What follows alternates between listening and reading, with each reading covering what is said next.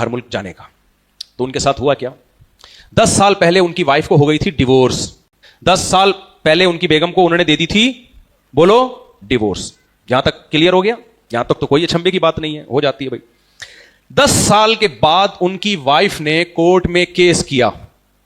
یہاں تک بھی کوئی اچھمبے کی بات بولو نا, نہیں ہے. کیس ہو جاتا ہے 10 سال کے بعد کہ جہیز تھوڑا سا رہ گیا تھا, ایک چارپائی رہ گئی تھی, وہ نہیں ابھی تک ملی, کورٹ نے فیصلہ کیا تھا.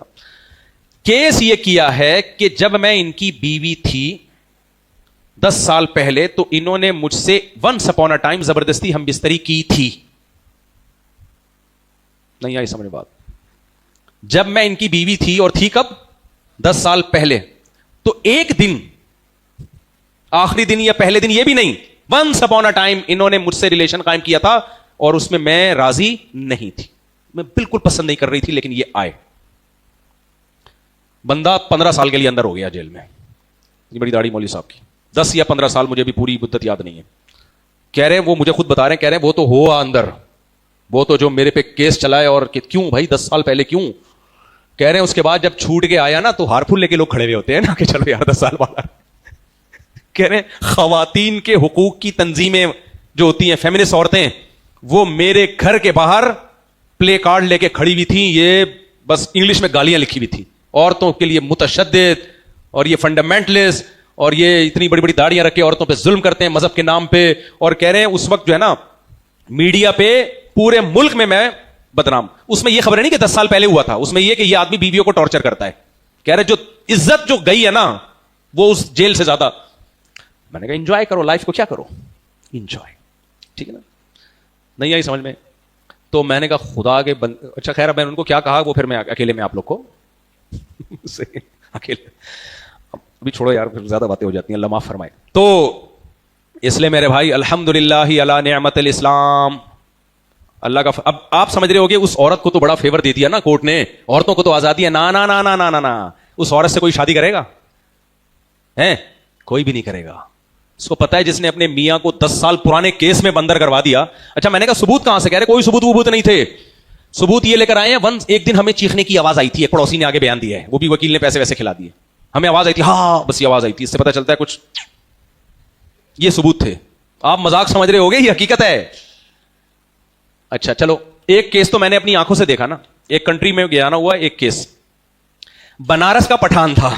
اس کی قسمت دیکھو, انڈین وکیل, وہ انڈین مجھے آیا جمعے کی نماز کے بعد ملا, انڈیا کے کوئی وکیل تھے, بڑا ینگ لڑکا ماشاءاللہ. میں نے کہا یار مجھے کورٹ دکھاؤ ذرا, میں نے کہا یار مجھے دکھاؤ ذرا کورٹ کا نظام کیسا ہے, کورٹ میں کیا کیسز چل رہے ہیں. اس نے کہا چلو ٹھیک ہے میں بات کرتا ہوں. اوپر اس نے میرا جو بھی پاسپورٹ نمبر وغیرہ نا کسی سیکورٹی کے پیش جمع کرا دی, بھائی ہمارے پاکستان سے ایک مہمان آئے ہیں جو دیکھنا چاہتے ہیں. ٹھیک ہے جی آ جائیں. ہم گئے, بنارس کا ایک پٹھان, یہاں ڈیوائس لگی ہوئی ہے. میں نے کہا شاید کوئی ہڈی بڈی ٹوٹ گئی ہے, اس کو جوڑنے کے لیے کچھ لگایا ہوا ہے. میں نے کہا کہہ رہی یہ میرا کسٹمر ہے, اس کا کیس میں لڑ رہا ہوں. میں نے کہا پتہ نہیں کیا ہو گیا بھائی, تو کیا کر لیا تو نے جو یہاں اس ملک میں کیوں کرمنل ایکٹیویٹی کرتے ہو؟ کہتے ہیں کچھ بھی نہیں کیا میں نے. ایک دن میں گھر میں بیٹھا ہوا تھا, میں نے اپنی بیگم سے بولا کہ میرا بھی دل چاہ رہا ہے میں دوسری کر لوں بس.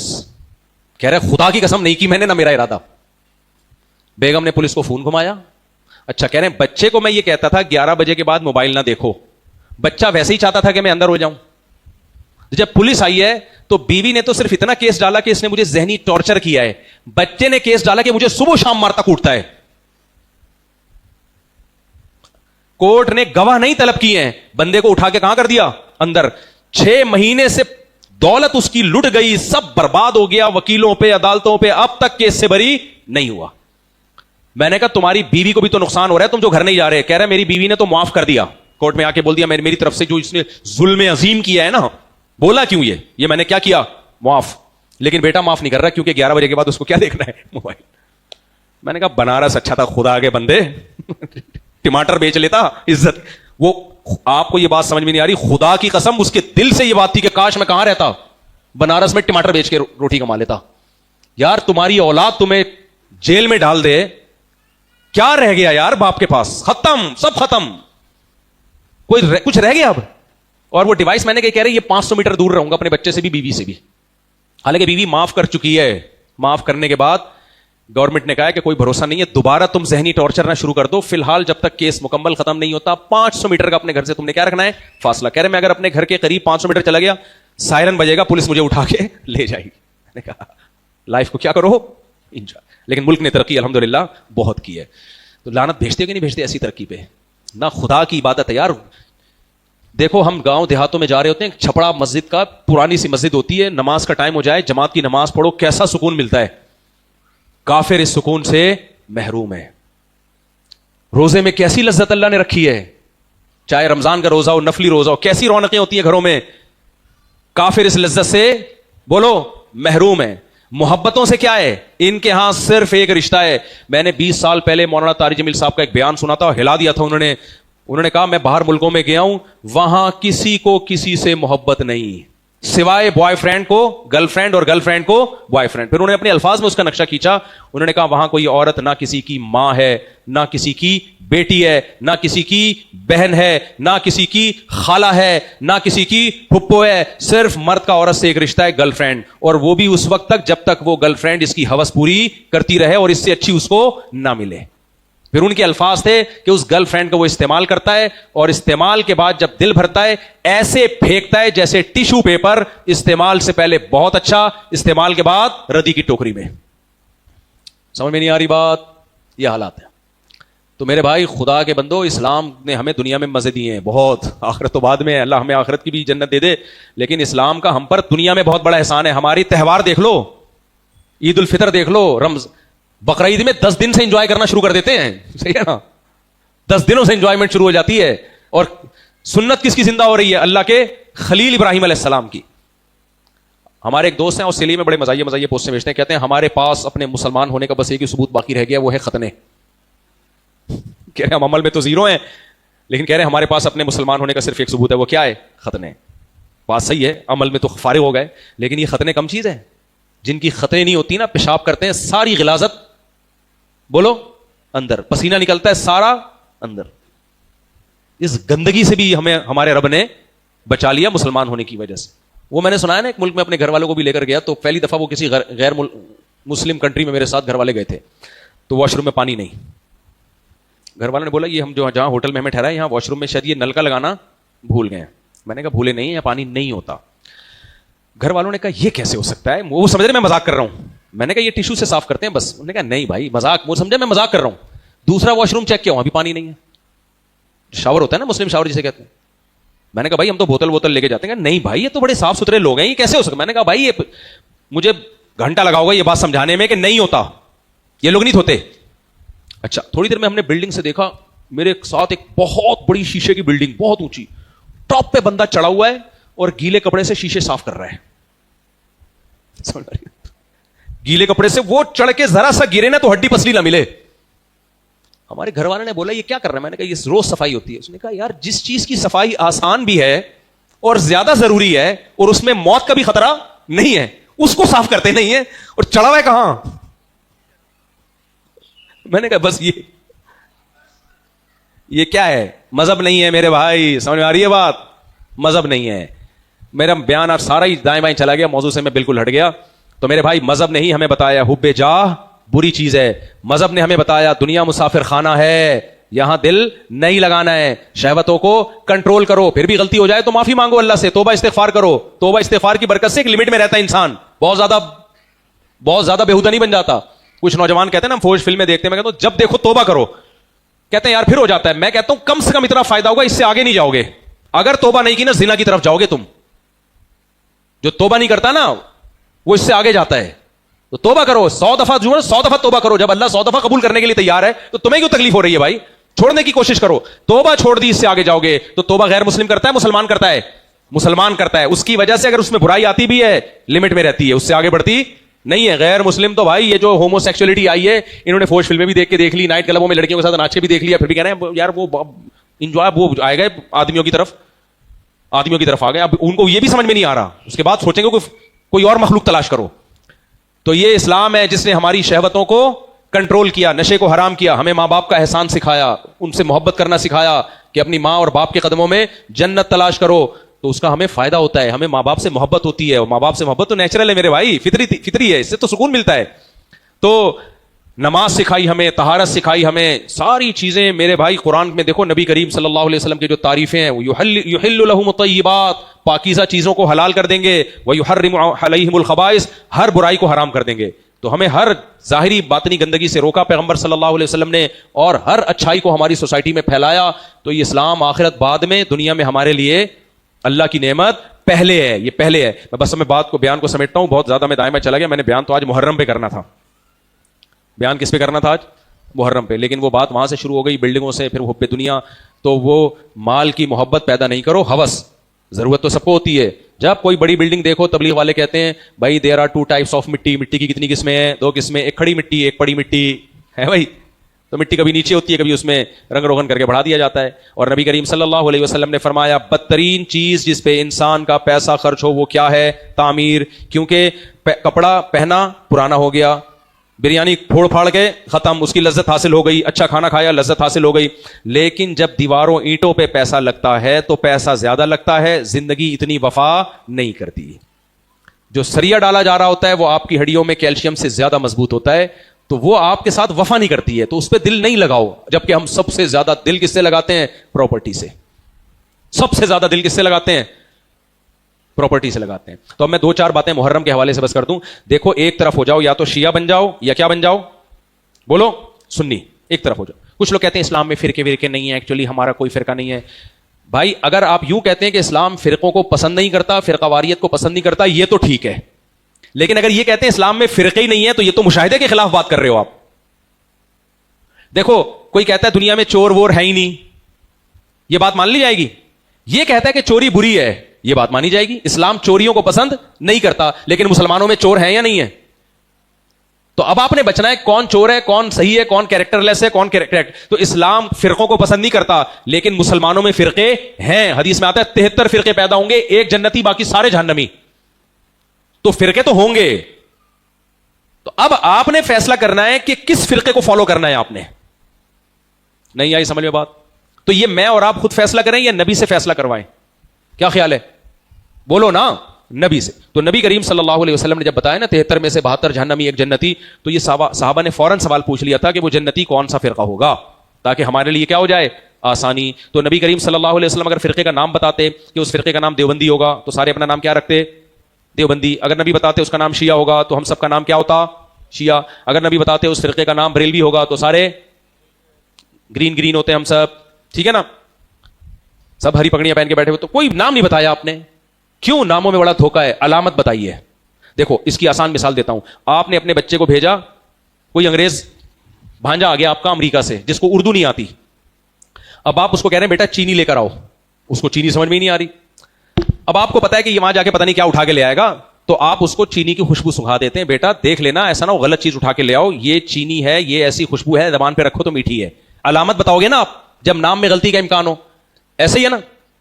تو نبی کریم صلی اللہ علیہ وسلم کو پتا تھا ہر فرقہ بہت اچھے اچھے نام رکھے گا.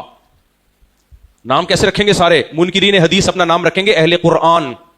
کیا نام رکھیں گے؟ اہل قرآن. کوئی عاشق رسول, کوئی کیا, مارکیٹ میں ناموں کے منجن بہت بکیں گے. اس لیے نبی نے نام نہیں بتایا, علامت بتائی ہے کہ جس فرقے میں یہ علامت پائی جائے وہ جنتی, باقی سارے کیا ہیں؟ جہنمی. وہ علامت کیا؟ ما انا علیہ و اصحابی, جو میرے اور میرے صحابہ کے ٹریک پر ہوگا.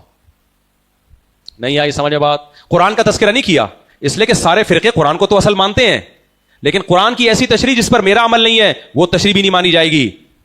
غامدی صاحب نے قرآن کی تشریح کی کہ رجم کی آیتیں قرآن میں تھیں, نکال دی گئیں, اس کا مطلب وہ آیتیں منسوخ, لیکن نبی نے عمل سے بتایا شادی شدہ مرد کو اور عورت کو رجم کرتے ہوئے کہ وہ آیتیں منسوخ ہیں, حکم منسوخ نہیں ہے. عمل سے بتایا نبی نے نا. تو نبی نے فرمایا جس پر میرا عمل ہوگا وہ والی تشریح مانی جائے گی. قرآن کی وہ تشریح مانی جائے گی جس پر میرا عمل ہوگا. جو میرے عمل کے خلاف تشریح کرے وہ تشریح اٹھا کے دیوار پہ مار دو. اور پھر فرمایا میرے عمل کی بھی وہ تشریح جس پر صحابہ تھے, کیونکہ کچھ لوگ حدیثوں سے استدلال کریں گے, اپنی طرف سے مطلب بتائیں گے, لیکن صحابہ کا آپ کو اس پر عمل نہیں نظر آئے گا. تو اس لیے پورا دین مکمل ہوتا ہے قرآن, سنت اور صحابہ. اب 2 اور 2 4 کی طرح بات واضح ہو گئی. 10 محرم یا محرم صحابہ کی زندگی میں آیا تھا کہ نہیں آیا تھا؟ صحابہ نے کیا سکھایا ہے؟ کسی کی میت پہ واویلا کرنا ہے, ماتم کرنا ہے, شور مچانا ہے, یا صبر کرنا ہے؟ ویسے بھی شہادت اسلام میں ایک مبارک چیز ہے, معاذ اللہ نقل کفر منحوس عمل معاذ اللہ نہیں ہے. حضرت عثمان کی شہادت ہوئی, وہ بھی تو ایک بڑی مظلومانہ شہادت تھی, تو صحابہ نے اس دن کو منایا. کل ایک صاحب نے مجھ سے سوال پوچھا کہ نبی صلی اللہ علیہ وسلم کو جب یہ اطلاع ملی ہے کہ حضرت حسین کو شہید کر دیا جائے گا تو آپ رونے لگے, تو اس سے پتہ چلتا ہے کہ شہادت حسین کا ذکر سن کے رونا نبی کی سنت ہے. بھائی نبی کو جب پہلی مرتبہ پتہ چلا اس وقت غم ہوا تو آپ روئے, تو جب کوئی خبر آپ تک پہلی دفعہ پہنچتی ہے آپ کو غم ہوتا ہے, اس وقت رونا نیچرل ہے, محبت کی علامت ہے. کیا نبی ہر اس تاریخ پہ روئے ہیں جس تاریخ میں آپ کو پتہ چلا تھا؟ پھر کیا صحابہ ہر اس تاریخ کو روئے ہیں یا رونے کا دن منایا ہے انہوں نے؟ تو آپ کسی پہ طنز نہ کریں. فرقواریت, ہمارا ملک فرقواریت کا تحمل نہیں کر سکتا, برداشت نہیں کر سکتا. کسی کو آپ کا اگر کوئی شیعہ دوست ہے, کھانا پینا رکھیں, آپ آرام سے بیٹھیں, گپ شپ لگائیں, لیکن خود اپنے بارے میں آپ فیصلہ کریں کہ آپ ادھر ہیں یا آپ بولو ادھر ہیں, صحابہ کی طرف ہیں یا اس طرف ہیں. یہ بیچ میں چلنے کی کوشش نہ کریں. لوگوں نے مرثیے لگائے ہوئے ہوتے ہیں محرم میں, بھائی مرثیے بھی حرام ہیں, ناجائز ہیں. نوحے بھی اسلام میں کیا ہیں؟ ناجائز ہیں. ماتم بھی ناجائز ہے اسلام میں. نبی کریم صلی اللہ علیہ وسلم نے گریبان چاک کرنے والی عورتیں, سینہ پیٹنے والی عورتیں, سب پہ لعنت کی ہے. بخاری مسلم کی حدیثیں ہیں. تو ہمارے لیے سیدنا حسین رضی اللہ تعالی عنہ کی شہادت یہ انتہائی مظلومانہ شہادت تھی. میں نے جمعے میں بتایا تھا کہ ڈاکٹر اسرار صاحب نے یہ کہا ہے کہ حضرت عثمان کی شہادت زیادہ مظلومانہ تھی کیونکہ وہ خلیفہ تھے, لیکن بات یہ کہ حضرت حسین کی شہادت زیادہ مظلومانہ اس لیے تھی کہ حضرت عثمان کی شہادت باغیوں کے ہاتھوں ہوئی ہے, اور یہاں ایک ایسی حکومت کے ہاتھوں ہوئی ہے جو اپنے آپ کو اسلامی حکومت کہتی تھی. اور حضرت عثمان اکیلے شہید ہوئے تھے, سیدنا حسین کے ساتھ ان کے خاندان کا ایک فرد بھی, جو بھی جتنے بھی جوان تھے سارے شہید کر دیے تھے. اس میں دو رائے نہیں ہے کہ یہ دن عالم اسلام میں ایک بہت ہی المناک دن ہے, لیکن دنوں کو یاد کر کر کے رونا یہ اسلامی تعلیمات نہیں ہے. جو ظالم تھا, جن میں جو سب سے بڑا ظالم تو کوفہ کا گورنر تھا ابن زیاد, اللہ اس پہ 100 بار لعنت کرے, اسے اس آگ کا مزہ چکھائے جس آگ کا وہ مستحق ہے. لیکن 9 یا 10 محرم کو کالے کپڑے پہننا, سبیلیں لگانا اور اس طرح کی جو ایکٹیویٹی لوگ کر رہے ہوتے ہیں, بھائی اہل سنت والجماعت کا مذہب نہیں ہے.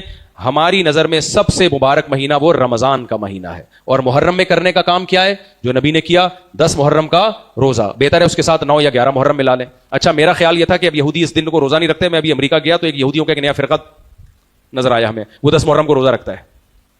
میں حیران ہو گیا. صحیح ہے نا, میں نے کہا یہ کیا ہو گیا. لوگوں نے بتایا کہ یہ 10 بہت تھوڑے چھوٹا سا فرقہ ہے, لیکن وہ رکھتے ہیں. واللہ عالم, اب پوری 100% میں نے تحقیق نہیں کی ہے کیونکہ مجھے لوگ لمبی لمبی پھینک بھی رہے ہوتے ہیں. میں پہلی دفعہ جب گیا نا کینیڈا, ایک صاحب نے کہا یہاں ایک درخت کاٹنے پر 10 لاکھ روپے جرمانہ ہے. تو میں نے ولاگ میں کہا ایک درخت کاٹنے پر 10 لاکھ روپے جرمانہ ہے. نیچے کمنٹ میں تھے, مصعب ہم بھی کینیڈا میں رہتے ہیں, جو بھی پھینک دے آپ جا کے لے لیتے ہو, اس کو لپیٹ لیتے ہو. کسی نے بیوقوف بنا دیا آپ کو.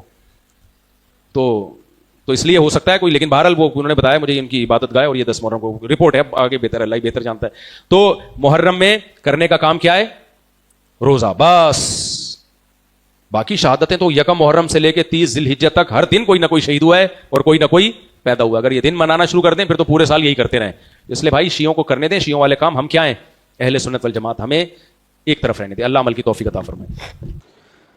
اچھا بھائی, مفتی صاحب اکثر لوگوں سے یہ سننے کو ملتا ہے کہ عالمہ لڑکی سے شادی مت کرو, خدمت نہیں کرتی, زبان کی تیز ہوتی ہے. آپ اس بارے میں کیا رائے ہے؟ عورت کا, لڑکی کا زبان کا تیز ہونا, خدمت کرنا نہ کرنا, اس کا تعلق اس کے عالمہ غیر عالمہ ہونے سے نہیں, اس کی فیملی سے. اگر اس نے اپنی اماں کو دیکھا ہے اپنے ابا کے سامنے چیختے ہوئے تو وہ بھی آپ کے سامنے چیخے گی. اگر اس نے اپنی اماں کو دیکھا گھر میں احترام کا ماحول ہے, چیخنے چلانے کا نہیں ہے, تو وہ بھی نہیں. اسی طرح آپ کے بھی بد اخلاق یا خوش اخلاق ہونے کا تعلق آپ کی فیملی سے زیادہ ہوتا ہے. اگر آپ کے گھر میں چیخنے چلانے کا ماحول ہے, ابا ہر وقت چنگیز خان بنے رہتے ہیں, تو آپ بھی چانس یہ ہے کہ آپ بھی گھر میں چنگیز خان ہی بنے رہیں گے. اس لیے بالکل غلط ہے کہ عالمہ سے شادی نہیں کرنی چاہیے, بالکل غلط بات ہے. اگر کسی کو عالمہ رشتہ, لڑکی کا رشتہ میسر ہے اور ایک کو غیر عالمہ کا, اور دونوں کے اخلاق سیم ہو, تو ترجیح عالمہ کو دینی چاہیے. جب انسان دین کا علم حاصل کرتا ہے نا تو ایک فائدہ اس کو ملتا ہے. عمل میں کم کوتاہی ہو سکتی ہے, عقیدہ خراب نہیں ہوتا اس کا, کبھی بھی گمراہ نہیں ہوتا وہ. یہ علم کا سب سے بڑا فائدہ یہ ہے. عمل میں گڑبڑ ہو سکتی ہے, نظریاتی طور پہ وہ خراب نہیں ہو سکتا, جبکہ جن کے پاس علم نہیں ہوتا نا وہ نظریاتی طور پہ بھی خراب ہو جاتے ہیں.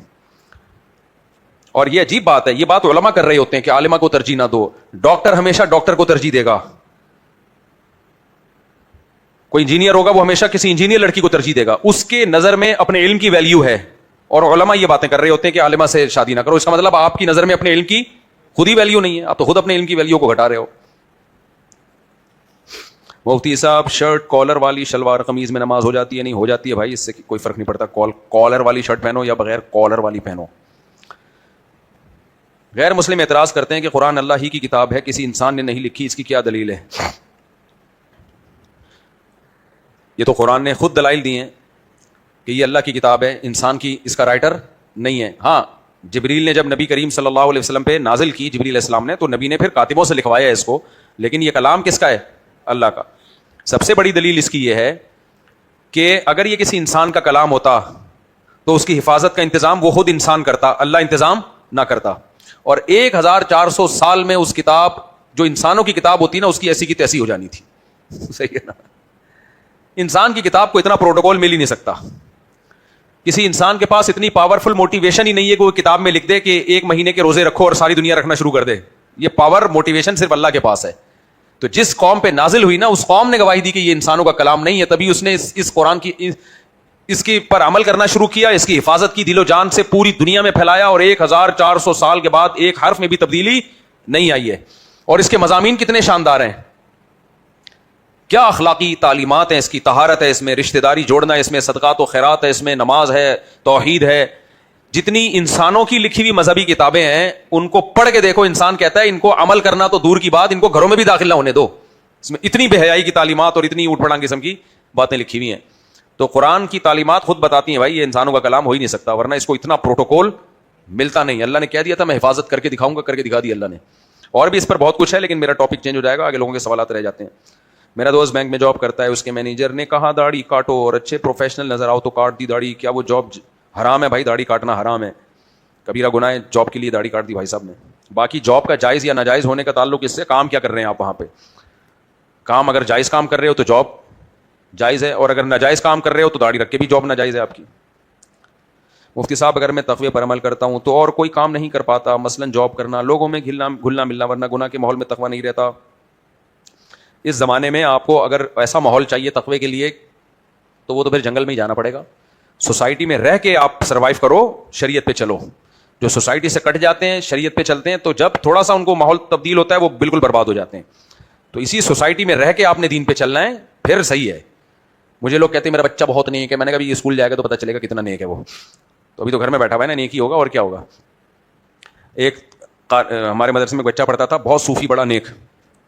تو میں نے کہا کسی سے یہ بچہ بڑا نیک ہے, انہوں نے کہا ابھی بالغ نہیں ہوا اس لیے بہت نیک ہے یہ. نابالغ سارے نیک ہی ہوتے ہیں. تو میرے بھائی ساری دنیا کے سارے کام کرنے, ہاں فضول دوستیوں سے تو ویسے ہی بچنا چاہیے. بلا وجہ کے دوست پالے ہوئے ہیں, ٹائم ویسٹنگ. ہم نے اپنے بڑوں سے ایک بات سنی ہے جو بالکل ٹھیک ہے, کہ جب آپ پڑھائی کو فوکس نہیں کرتے, دوستیوں کو فوکس کرتے ہو, تو نتیجہ کیا نکلتا ہے؟ جب پڑھائی نہ ہونے کی وجہ سے کام کے آدمی نہیں رہتے تو پڑھائی بھی گئی, پیسہ بھی گیا, عزت شہرت بھی گئی, دوست بھی گئے. وہ دوست بھی ٹاٹا بائے بائے جب دیکھتے ہیں نا, خالی جیبیں آتا واتا کچھ نہیں, وہ بھی ٹاٹا بائے بائے کر کے جاتے ہیں. اور اگر دوستوں کو قربان کر دیا پڑھائی پہ, تعلیم کو فوکس کیا, دوستیوں کو سائڈ پہ کر دیا, تعلیم بھی آئے گی, پیسہ بھی آئے گا, عزت بھی آئے گی, شہرت بھی آئے گی, اور دوست بھاگیں گے پیچھے, ہم سے دوستی کر لو, ہم سے دوستی کر لو, ہم سے محبت کر لو. ہم بڑوں سے سنتے تھے اور اپنی آنکھوں سے ہم نے پھر یہ واقعات دنیا میں دیکھے. اس لیے زیادہ دوستیاں اس نوجوانی کی عمر میں مناسب نہیں ہیں. سمجھ میں آ رہی ہے بات؟ اور ایک کی دوستی تو بالکل بھی نہیں رکھو. ہوتا ہے نا میرا یہ جگری دوست ہے, ایک تو جگری وگری نہیں, 2-4 دوست ہوں, انہی کی گیدرنگ میں. اکیلے کسی کے ساتھ دوستی اس زمانے میں وہ کسی اور میں تبدیل ہو جاتی ہے, کچھ اور ہونے لگتا ہے, اس کو وہ محبت اور دوستی کہہ رہے ہوتے ہیں. سب سے دوستی برابر رکھو, یہ بھی جمشید ہے, یہ غفار ہے, ستار ہے, سب سے ہیلو ہائے, بس اتنا کافی ہے. اس سے زیادہ فری ہونے کی ضرورت نہیں ہے. فوکس کس کو کرو؟ پڑھائی کو. اور پھر دوست بناؤ اپنی بیوی کو. جب شادی ہو جائے گی ساری محبتیں اس کو دو. اکثر یہ دوست ڈونڈے لپاڑے جو زیادہ دوستیاں لگاتے ہیں, شادی کے بعد بیوی کو ٹائم نہیں دیتے. یہ 4 دن دلہن کے پاس گزاریں گے, اس کے بعد وہی گٹر کے ڈھکن پہ جا کے اپنے دوستوں کے ساتھ بیٹھیں گے جا کے. پھر نہ بیوی کو ٹائم دیتے ہیں, نہ بچوں کو ٹائم دیتے ہیں, گھروں میں ان کے ناچاتیاں ہوتی ہیں, اور بڑے معاملات خراب ہوتے ہیں. تو اس لیے اپنے جتنے کلاس فیلو ہیں, کلیگ ہیں جتنے, کبھی کبھار ٹھیک ہے ہیلو ہائے, چلو کبھی کبھار کھانا پینا بھی ہو جاتا ہے, چل یار آج شنواری چلتے ہیں, بس زیادہ نہیں. فائدے کے بجائے اس کے نقصان کیا ہیں؟ زیادہ ہے. یہ اس عمر میں ٹین ایجر جو ہے نا, ان کی بات کر رہا ہوں میں. پھر جب پکی عمر ہو جاتی ہے پھر کوئی نقصان نہیں ہوتا. یہ کچی عمروں میں یہ دوستیاں خطرناک ہیں, کوئی فائدہ نہیں ہے. آپ کا بیان سنا, جہاں ملازمت کرتے ہو تو 1 سال کی تنخواہ بچت ہونی چاہیے. میرے پاس کچھ پیسے جمع تو ہوئی, لیکن عمرے کا ارادہ ہے, عمرہ کر لوں گا تو پیسے ختم ہو جائیں گے. میرا مشورہ یہ ہے کہ عمرہ فرض واجب نہیں ہے. آپ 1 سال کے پیسے جمع کر کے سونا خرید کے رکھ لیں, اس کے بعد عمرے کے لیے پیسے جمع کریں. کیونکہ عمرے میں پیسے خرچ کر دیے, کل جاب لیس ہو گئے نا, تو پھر وہ کام کرو گے جو سارا عمرہ تو ویسے ہی جائے گا تمہارا. تو اسباب اختیار کر کے پھر باقی نفلی عبادتوں کو, حج ہوتا نا تو پھر تو لازمی کرنا پڑتا. انجینئر علی مرزا کہتے ہیں میرا دل نہیں چاہتا کہ حضرت معاویہ کے نام کے ساتھ رضی اللہ عنہ لگاؤں، لیکن مجبوری میں کہتا ہوں. کوئی بات نہیں، جب آخرت میں چترول لگیں گے تو اللہ تعالیٰ خود ہی سمجھ عطا فرما دیں گے. ہم تو خوشی سے کہتے ہیں حضرت معاویہ رضی اللہ تعالیٰ عنہ. باقی میں نے 2-4 دن پہلے بیان کیا ہے سیدنا معاویہ کی حیثیت ان جنگوں میں جو ان پہ الزامات لگائے جاتے ہیں، وہ بیان دوبارہ سن لیں. ہمارے لیے سب صحابہ قابل تعظیم ہیں. ہاں حضرت علی کا درجہ حضرت معاویہ سے بہت زیادہ ہے. تو باقی سیاسی اختلاف تھا، بڑوں کا اختلاف ہے بھائی، وہ بڑے جانے. تو بعض لوگوں کو اللہ کی طرف سے توفیق ہی چھین لی جاتی ہے صحابی کے ساتھ رضی اللہ عنہ لگانے کی. تو یہ فخر سے بیان کرنے کی چیز نہیں ہے. عرب میں ایک سردار آیا نبی کے پاس، اس نے دیکھا کہ نبی کریم صلی اللہ علیہ وسلم حضرت حسن حسین کو بڑا پیار کر رہے ہیں.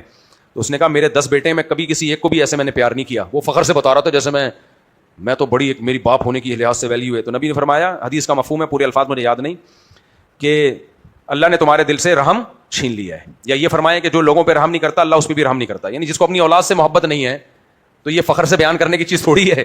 اولاد تو اپنی سب کو پیاری لگتی ہے، تو وہ فخر سے بتا رہے تھے میں نے تو کسی کو بھی قریب نہیں. تو یہ بھی رضی اللہ عنہ صحابی کے نام کے ساتھ لگانے کی اللہ نے آپ سے توفیق اگر چھین لی ہے تو یہ رونے کا مقام ہے، فخر کرنے کا مقام نہیں ہے. اور لیبل اس پہ علی کی محبت کا لگاتے ہیں. جتنے بھی باطل لوگ ہیں نا، جب غلط کام کرتے ہیں تو لیبل وہ بڑے اچھے منکرین حدیث اپنے آپ کو کیا کہتے ہیں؟ اہل قرآن، قرآن کو مانتے ہیں. لیبل قرآن کا لگا کے حدیث کا انکار کرنا مقصد ہوتا ہے. تو کچھ لوگ اہل بیت کی محبت کا لیبل لگا کے نبی کے ساتھی، یہ لفظ کتنا پیارا ہے، صحابی نبی کا ساتھی، بس یہی ہوتا کافی ہے بھائی. پیغمبر کا ساتھی، بس پیغمبر کے ساتھ جس نے وقت گزارا ہو، اس سے بڑی کیا فضیلت ہے یار. لوگ فخر کرتے ہیں میں فلاں وزیر اعظم سے ملا ہوں، میں فلاں ایکٹر سے ملا ہوں. سیلفیاں لیتے ہیں فنکاروں اداکاروں کے ساتھ تاکہ ثبوت رہے میں فلاں سے ملا ہوں. تو یار صحابی کے لیے کہ نبی سے ملے ہیں ایمان کی حالت میں، منافقت میں نہیں. کس میں؟ ایمان کی حالت میں. تبھی ابو بکر نے آپ کو گورنر بنایا رضی اللہ عنہ نے، حضرت عمر نے آپ کو گورنر بنایا، حضرت عثمان نے آپ کو گورنر بنایا. تو یہ تینوں صحابہ کو کیا معاذ اللہ دھوکا ہو گیا تھا. باقی سیاسی اختلاف تھا، اس پر میں بیان پورا کر چکا ہوں، وہ سن لینا دوبارہ. اچھا میرے بھائی، آپ نے بیان میں کہا تھا حضرت عمر کی جلالی اور جذب کی کیفیت کی وجہ سے بعض عورتیں آپ سے نکاح سے انکار کر دیا تھا. تو تھوڑا سا اشکال ہوا کہ یہ تو عیب کی بات ہوئی. آپ بڑا چڑھا کر بات نہیں کرتے، یہ بھی اچھا ہے. خیر وضاحت کر دیں. بھائی حضرت عمر کی طبیعت میں جلال تھا تو کسی نے ان سے نکاح سے انکار کر دیا تو اس میں کیا حرج کی بات ہے؟ ہر عورت کی پرائیورٹی دوسرے سے مختلف ہوتی ہے. تو غالباً ام کلثوم تھیں جن کو حضرت نے نکاح کا پیغام بھیجا تھا. یہ بہت پہلے میں نے اپنی کتاب میں واقعہ لکھا، مجھے صحابیہ کا نام شاید میں مسٹیک کر رہا ہوں. تو انہوں نے یہ کہہ کے انکار کیا کہ ان پہ اللہ کے خوف کا اتنا غلبہ ہے کہ ہر وقت اللہ کے خوف سے روتے رہتے ہیں. تو بعض عورتوں کا مزاج ہوتا ہے بھائی ہمیں اتنا نیک نہیں چاہیے، ٹھیک ہے نا، ہمیں کوئی ہنسنے بولنے والا ہو. تو پھر انہوں نے شاید ابو طلحہ انصاری سے کیا